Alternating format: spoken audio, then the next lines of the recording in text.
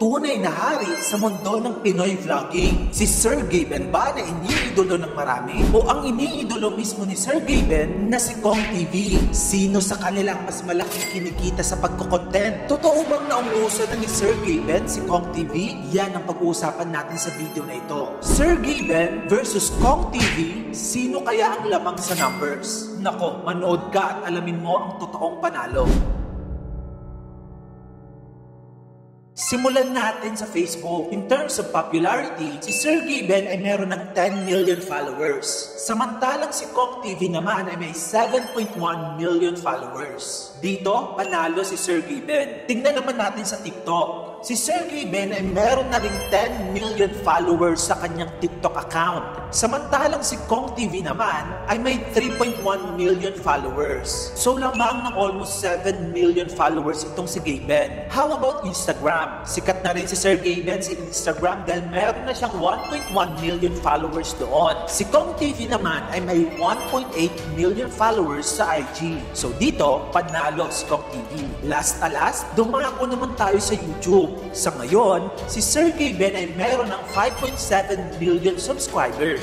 Samantalang si Kong TV naman ay meron ng 12 million followers. Very obvious naman na baluarte ito ni Kong TV. Kaya sa YouTube, panalo siya. But still, when it comes to social media followers, it's a tie para sa ating dalawang hari. Now, let's go to our second category.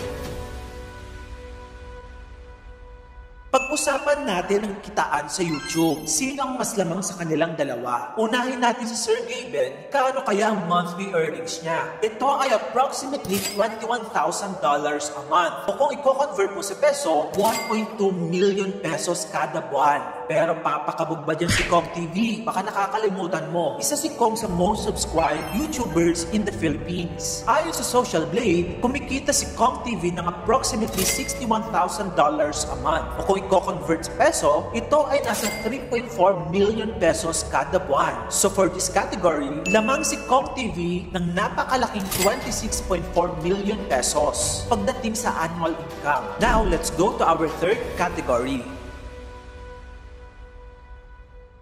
Sa Facebook, alam na ng marami na kapag nag-post si Sir Gaben ng bagong vlog, ilang minuto pa lang, hundreds of thousands of likes and reactions na agad.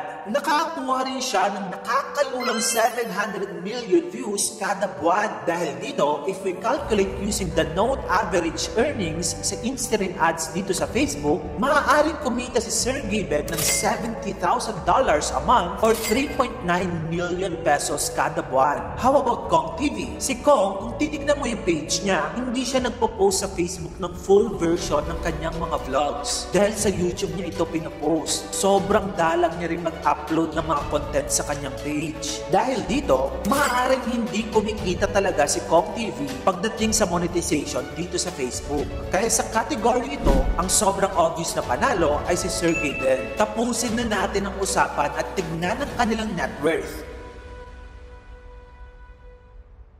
Ano ba ang estimated na yaman ng mga haring ito? Starting with Sir Gaben, his estimated net worth is at 165 million pesos. How about Kong TV? Kong TV is now worth at approximately 350 million pesos. So sa laban ng kasikatan at yaman, mas lamang pa rin talaga ang mentor sa student. But we also need to consider na mas matagal na sa pagkukontent si Kong TV. I mean, nasa almost 10 years yung pagitan nila pagdating sa content creation. Kaya naman very commendable si Sir Gaben dahil siya na ang itinuturing na fastest rising social media star dito sa ating bansa. Grabe, no? Hindi lang nakakamangha yung mga achievements nila sa buhay, kundi nakaka-inspire din. Anyway, kung gusto mo pa ng mga itong klaseng video tungkol sa idol mo, dito lang yun sa channel.